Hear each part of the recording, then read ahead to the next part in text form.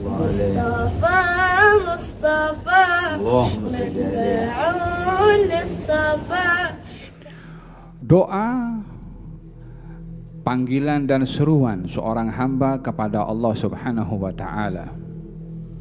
Doa tanda pengabdian dan ubudiyah seorang hamba kepada Allah Subhanahu wa taala yang akan dilihat sifat kehambaan seseorang melalui doanya kepada Allah. Sehingga kalau orang tidak berdoa kepada Allah seakan-akan mengingkari dirinya sebagai hamba kepada Tuhan.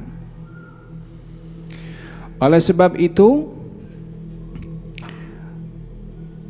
bukanlah doa ini semata-mata kalau kita perlu kepada Allah. Seakan-akan kita melihat, memandang kepada Allah. Kalau kita tengah perlu, maka kita panggil Allah, kita minta. Kalau kita lagi tidak perlu kepada Allah, kita tidak berdoa. Tidak begitu sepatutnya hubungan seorang hamba dengan Allah Subhanahu wa taala. Doa bukan dijadikan sebagai wasilah musim. Kalau kita sedang susah, baru kita datang kepada Allah. Bukan begitu menyikapi Allah. Doa ini dijadikan oleh Allah Subhanahu wa taala sebagai tali yang menghubungkan seorang hamba dengan Tuhannya, adalah untuk menunjukkan hamba tadi itu betul-betul perlu dan fakir kepada Allah. Oleh sebab yang demikian, Imam Abdullah bin Ali al-Haddad ada mengatakan, fadu'ai wabtihali syahidun li biftiqari falihada sirri ad'u fi yasari wa asari ana abdun sara fakhri dhimna fagri wattirari. Doa saya, rayuan saya kepada Allah Subhanahu wa taala, syahidun, saksi kalau saya ini perlu, fakir kepada Allah. Maka oleh karena saya ini perlu kepada Allah, maka saya berdoa, baik itu dalam keadaan senang atau dalam keadaan susah. Bukan hanya dalam keadaan susah saja berdoa, tapi dalam keadaan senang pun juga berdoa. Apa sebabnya? Disebabkan oleh karena dia fakir pada Allah walaupun senang, walaupun sehat, walaupun kaya, walaupun memiliki segala-galanya, walaupun tak ada problem dalam hidup, dia tetap fakir kepada Allah Subhanahu wa taala. Kenapa kita perlu fakir kepada Allah Subhanahu wa taala kalau segala-galanya yang kita perlukan itu ada dan kita miliki? Kefakiran kita kepada Allah bukan hanya dilihat kepada keperluan kebendaan yang kita perlukan, tapi kefakiran kita kepada Allah adalah fakirnya kita kepada Allah untuk diakui sebagai hamba kepada Allah dan Allah Tuhan kepada kita.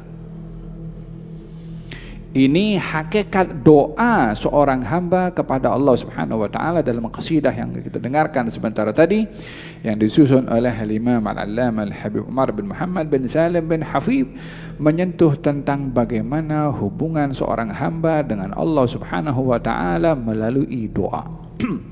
Antal karim wujudukal ma'hudu. Ya Allah, Engkau adalah Tuhan yang Maha Pemurah, dan sifat pemurah daripada Engkau tidaklah asing. Yakni bukan sifat pemurah daripada Allah itu baru, bukan sifat pemurah daripada Allah itu sekali sekala, tidak. Tapi sifat pemurah Allah itu berterusan dan tidak dilihat jarang Allah Subhanahu wa taala menunjukkan sifat pemurahnya kepada hambanya.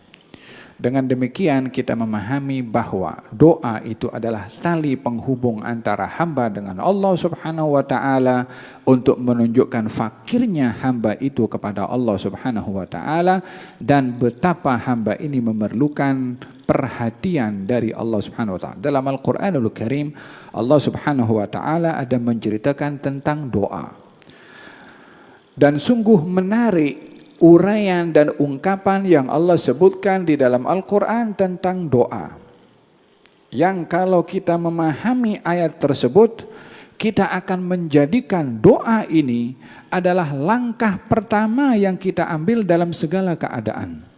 Bangun tidur doa, mau tidur doa, keluar rumah doa, masuk rumah doa, naik kereta doa, keluar daripada kereta doa, masuk office doa, keluar office doa, sehingga doa menjadi satu kebiasaan dalam segala aktiviti yang kita lakukan. Bukankah itu diajar oleh Nabi SAW?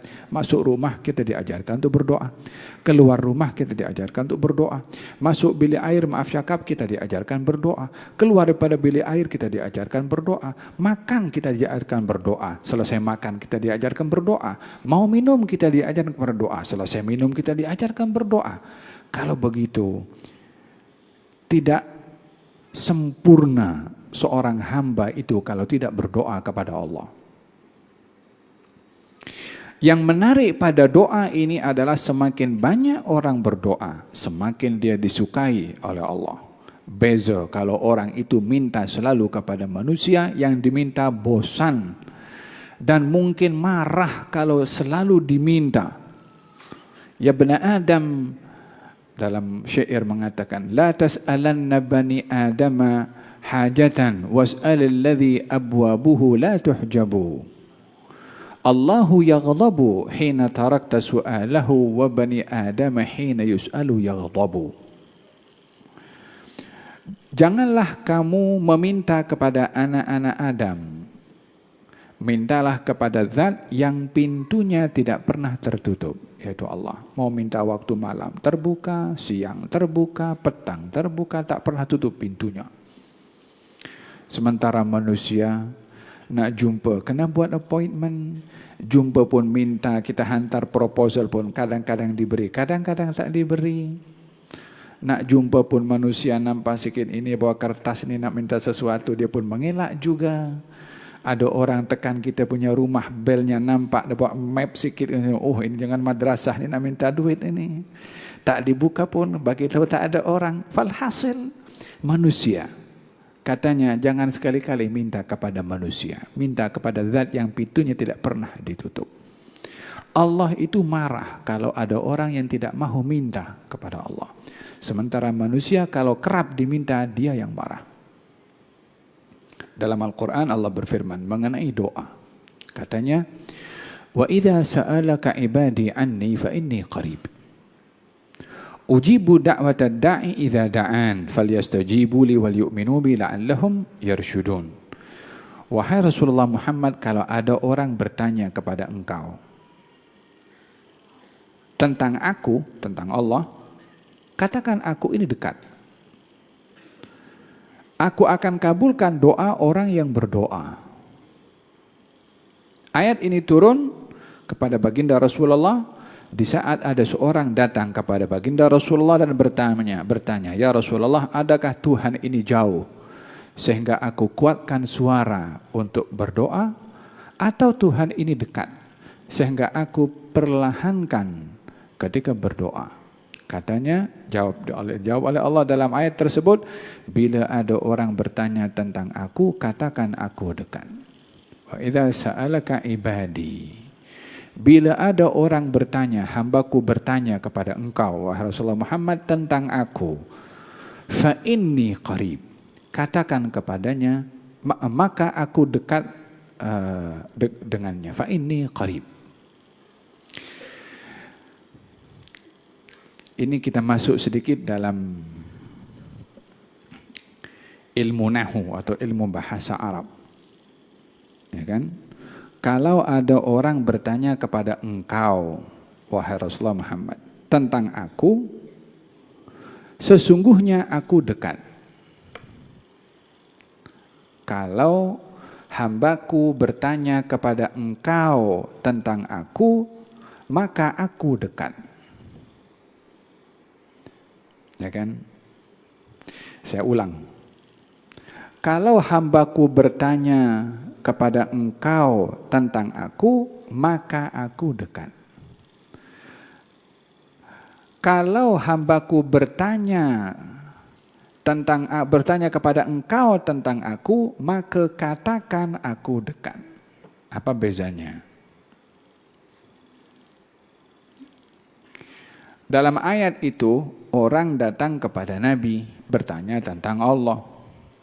Sepatutnya yang menjawab itu adalah Nabi kepada orang yang bertanya kepada Nabi. Tapi ini yang menjawab kepada orang itu adalah Allah Subhanahu wa taala. Kalau hambaku bertanya tentang aku, kalau hambaku bertanya kepada engkau, wahai Rasulullah Muhammad, tentang aku, maka aku dekat. Allah tidak mengatakan, katakan kepadanya aku dekat. Tapi Allah memberitahukan, maka aku dekat. Jadi dalam ilmu bahasa Arab, kalimat fa itu, fa inni qarib, maka sesungguhnya aku dekat, ingin memberitahukan kepada hamba bahwa yang paling didengari dan disukai oleh Allah daripada hambanya itu adalah doa. Sehingga seseorang itu bila ingin berdoa kepada Allah Subhanahu wa taala direct langsung daripada dimanapun dalam keadaan apapun juga. Yang tidak memerlukan satu waktu tertentu untuk berdoa atau memerlukan keadaan tertentu untuk berdoa, anytime berdoa. Yang kedua, ujibu da'watad da'i idza da'an. Saya kabulkan doa hamba kalau berdoa. Biasanya orang itu akan diberi kalau dia minta. Minta dulu baru diberi. Tapi Allah menjanjikan pemberian kemudian permintaan. Beza orang itu memberi kalau diminta dengan orang menjanjikan pemberian terlebih dahulu. Bedanya apa? Kalau orang buat dia apply sesuatu, maka dia tak tahu apa yang dia minta itu boleh dikasih, diterima atau tidak. Tapi orang kalau apply, tempat yang dia nak apply sudah menjanjikan pemberian. Kamu akan diterima. Kira-kira masa dia apply, dia yakin diterima atau tidak? Of course diterima. Sebab dia dah di offer dulu untuk diberi. Berbeza dengan orang kalau dia meminta sesuatu tanpa ada janji pemberian. Maka dia masih ragu-ragu. Aku punya aku submit ini boleh terima ke, tak boleh terima ke, diberi ke, tak dikasih ke, proposal ini diterima atau tidak. Allah Subhanahu wa taala kepada hambanya menjanjikan pemberian terlebih dahulu. Ujibu da'watad da'i idza da'an. Aku kabulkan doa seorang hamba yang berdoa kalau dia berdoa. Ini apply-nya itu kemudian, pemberiannya dijanjikan duluan. Ini karamnya Allah Subhanahu wa taala kalau ingin memberi kepada seorang hamba yang meminta kepada Allah Subhanahu wa taala amat luar biasa Allah menyikapi kepada hamba yang berdoa. Oleh sebab yang demikian di dalam hadis Nabi Muhammad sallallahu alaihi wasallam diceritakan keajaiban doa yang amat luar biasa. Sehingga dijadikan doa ini senjata yang paling ampuh bagi seorang hamba. Ada orang buta datang kepada Rasulullah, katanya, ya Rasulullah, doakan saya supaya sembuh. Kata Nabi, baik kamu bersabar, Allah akan memberikan pahala dengan kesabaran kamu karena diduga dengan buta. Katanya, aku mahu engkau doakan aku supaya sembuh dan aku boleh melihat. Maka Nabi suruh hamba tadi dalam hadis yang diriwayatkan oleh Uthman bin Hunayf, ditulis oleh Imam An-Nawawi dalam kitab Al-Adhkar bab salatul hajah. Hamba tadi, seorang sahabat tadi, kata baginda Rasulullah mengatakan kepadanya, kamu pergi berwudu dan salat 2 rakaat lalu berdoalah kepada Allah. Dan diajarkan doanya, Allahumma inni as'aluka wa atawajjahu ilaika binabiyyika sayyidina Muhammadin sallallahu alaihi wasallam nabiyir rahmah, ya Muhammad inni atawajjahu bika ila rabbi fi hajatin, disebut hajatnya, lituqda Allahumma wasyafi'hu fiyya, Allahumma wasyafi'hu fiyya, Allahumma wasyafi'hu fiyya. diajarkan oleh Nabi. Doa tadi, orang itu pergi berwudu, salat 2 rakaat, doa kepada Allah Subhanahu wa taala, selesai daripada doanya dia boleh melihat. Hal ini memberikan kepada kita penerangan bahwa kehebatan doa itu bukan hanya terhad kalau kita dalam keadaan miskin untuk kita diberi kekayaan. Bahkan doa itu dapat menjadi wasilah daripada penyakit untuk diangkat oleh Allah Subhanahu wa taala melalui doa. Doa ini juga diajarkan oleh Nabi kepada orang yang stres. Yang di zaman ini pun ramai orang stres. Dengan pelbagai macam sebab. Baik itu masalah rumah tangga, masalah pekerjaan, masalah situasi, masalah pandemi. Alhamdulillah kita sudah banyak keringanan dan kemudahan yang kita kecapi. Mudah-mudahan berterusan dan bahkan ditambahkan lagi oleh Allah Subhanahu wa taala barakahnya dan juga kesejahteraannya sehingga bukan norma baru tapi norma yang lebih baik daripada sebelumnya. Seorang nampak murung dan tanda orang stres itu adalah murung. Dilihat oleh baginda Rasulullah SAW, maka dihampiri oleh Nabi. Kenapa aku melihat kamu murung? Katanya Rasulullah, aku ini banyak hutang. Seorang ini menanggung beban ketika punya banyak hutang. Dan seseorang itu bila punya hutang, hendaklah sentiasa berfikir segera untuk membayar hutang. Dikatakan bahwasanya hutang ini, yakni bagi seseorang yang bertanggung jawab untuk membayar hutang, kalau siang hari dia rasa malu, malam hari dia rasa stres. Yakni malu karena tak bayar hutang, sebelum lagi mampu bayar hutang, di waktu malam dia fikir macam mana nak bayar. Artinya tidak merasa selesa, tenang dan happy kalau tak bayar hutang. Ya, ayat terpanjang dalam Quran, ayat hutang. Satu muka surat, itu bercerita tentang hutang. Sampai baginda pernah bersabda satu ketika dahulu, siapa di antara kamu yang meninggal dunia dalam keadaan punya hutang, bagi tahu kepada aku bayarkan hutangnya. Yang meninggal dunia meninggalkan warisan, warisannya untuk ahli warisnya. Untuk membebaskan orang yang berhutang daripada pertanggungjawaban di alam barzakhnya. Maka Nabi memberikan jaminan.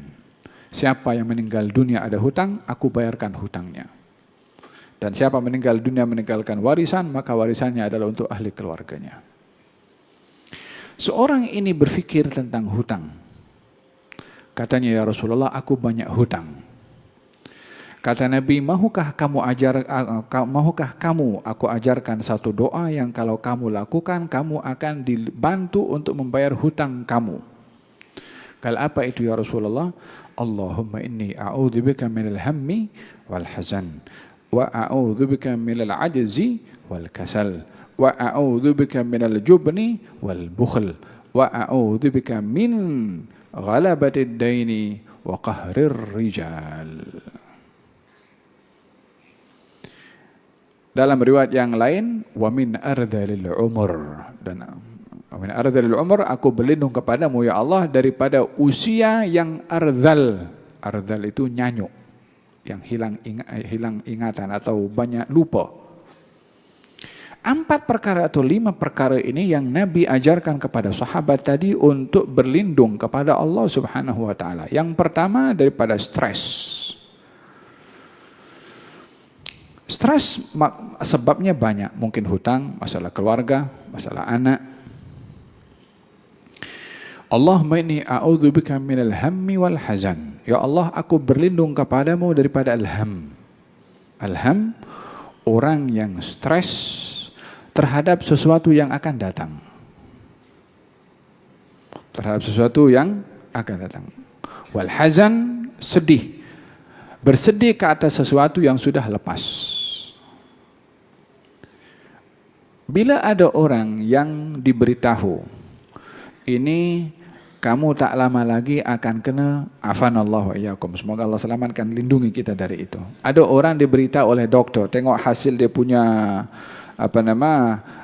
check up badannya, masalah banyak. Oh, ini awak akan terkena Allah ya'fu anna wa ya'afina, akan terkena penyakit jantung, wala kanser, wala penyakit yang akan datang.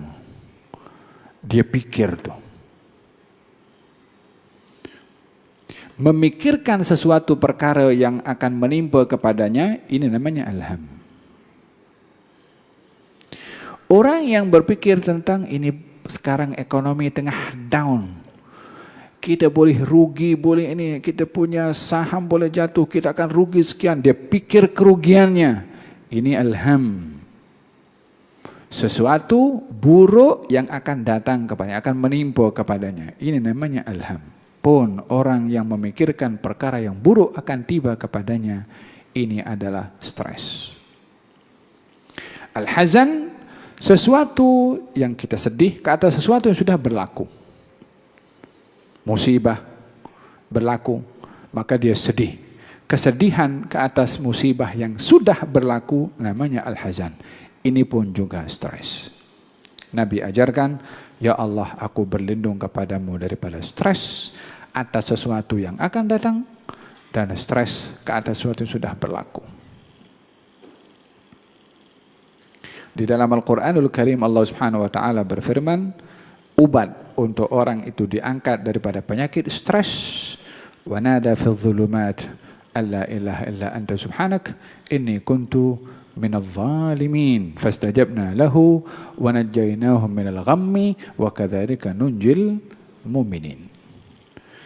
Wa dhannuni, Nabi Yunus ketika ditelan oleh ikan dan berada dalam lautan, menyeru kepada Allah, la ilaha illa anta subhanaka inni kuntu minadh dhalimin. Ketika dia berdoa dengan doa itu, fastajabna lahu, kami terima doanya Nabi Yunus. Fanajjaynahu wa najjaynahu minal gham, aku selamatkan ia daripada al-gham, kesedihannya itu, stresnya itu.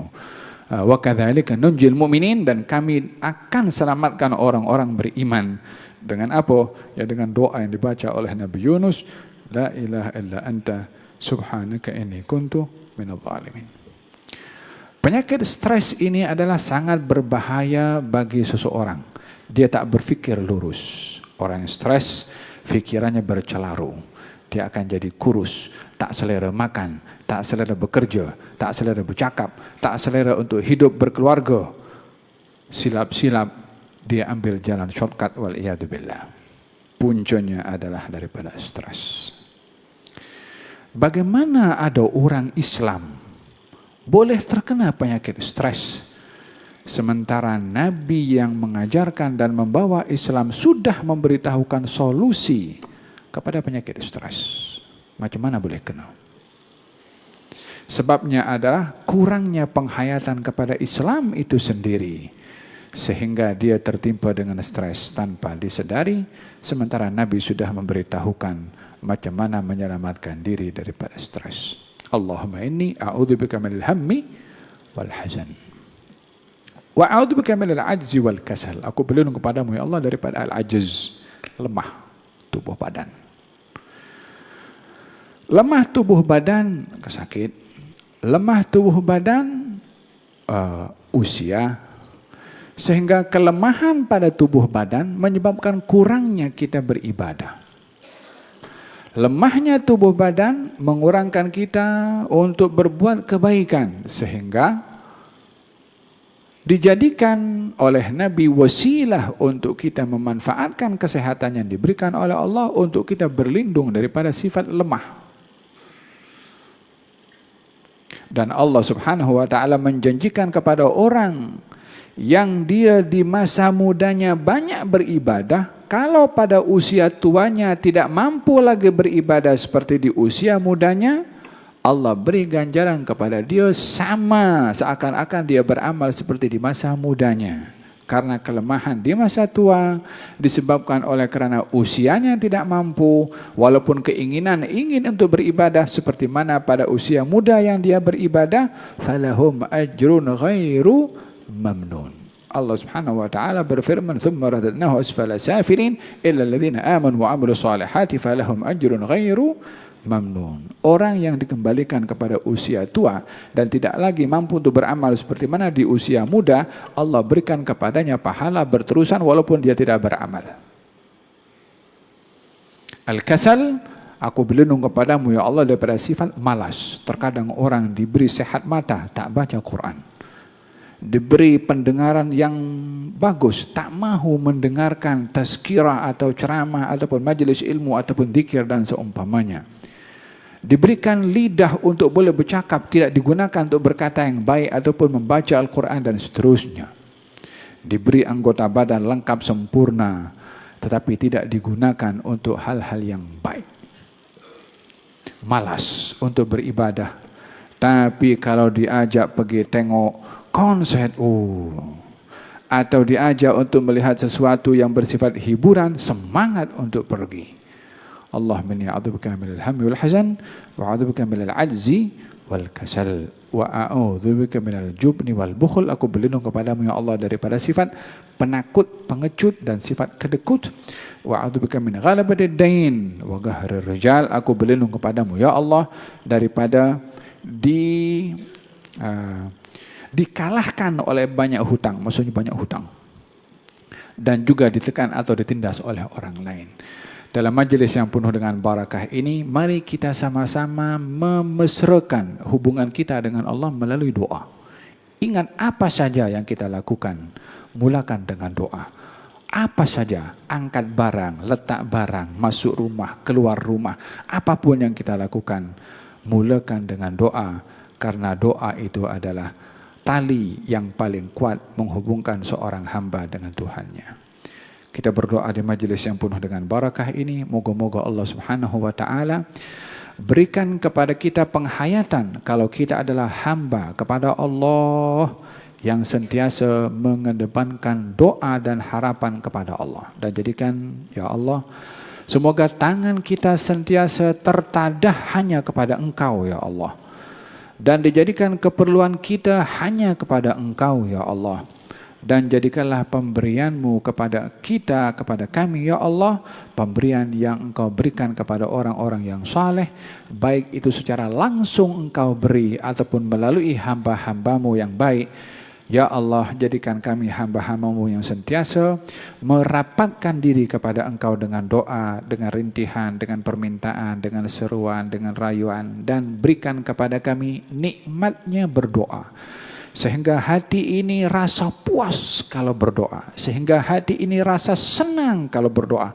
Sehingga hati ini rasa selesa kalau berdoa. Sehingga hati ini rasa ingin terus berdoa dan tidak ingin berhenti daripada berdoa.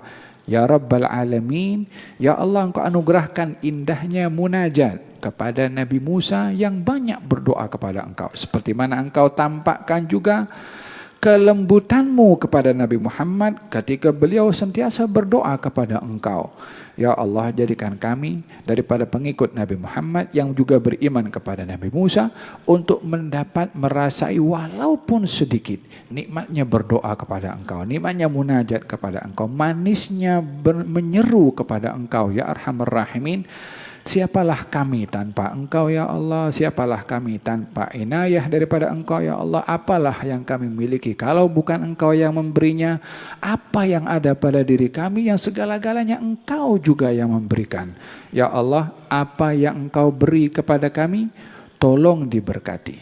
Apa yang Engkau anugerahkan kepada kami, bimbing kami untuk bersyukur kepada Engkau. Ya Allah, ya Rabbal Alamin, jadikanlah kami hamba-hamba-Mu yang menggunakan nikmat yang Engkau beri hanya untuk mendekatkan diri kepada Engkau. Ya Arhamar Rahimin, ya Arhamar Rahimin. Wa sallallahu ala sayyidina Muhammadin wa ala alihi wasallam. Alhamdulillahi Rabbil Alamin.